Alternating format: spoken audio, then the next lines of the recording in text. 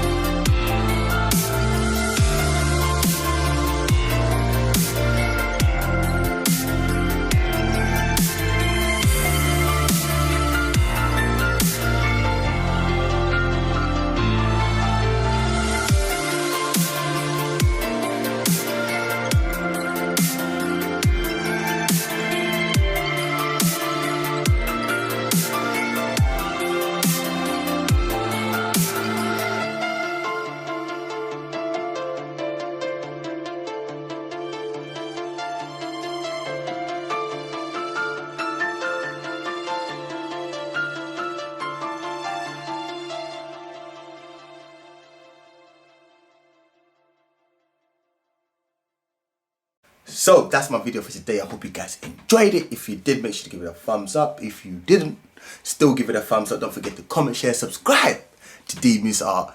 That's me. All the tools that I used in the video are linked in the description. If you want to join my Patreon, learn my ways, that's also linked in the description. That's it for me. I'm out. Catch you in the next video. Peace.